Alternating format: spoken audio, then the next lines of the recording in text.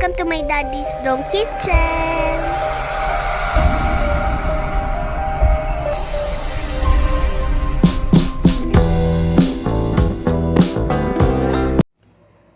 Welcome po sa ating YouTube channel.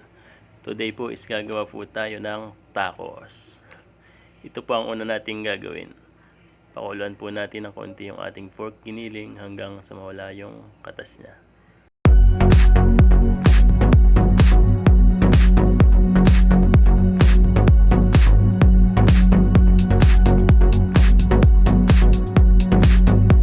Habang hinihintay natin ang ating pork giniling, ihanda naman natin ang ating mga ingredients.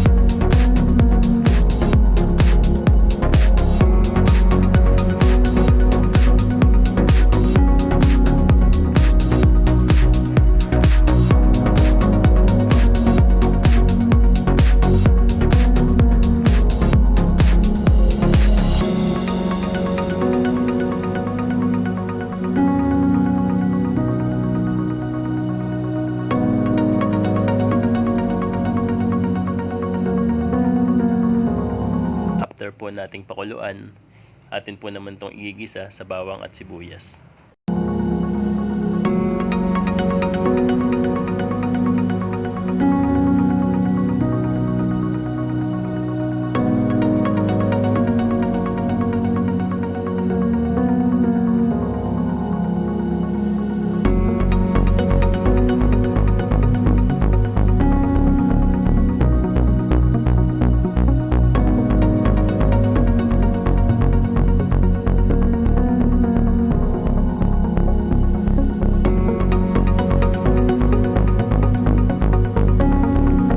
At ito po yung ating gagamiting mga sangkap. Ang repolyo, taco shells, ang pipino, yung ating pork giniling, ang sibuyas, ang kamatis, na rin po yung ating mayonnaise. Napakasimple lang po ng ating gagawin. Ipalaman lang po natin yung ating mga sangkap sa ating taco shells.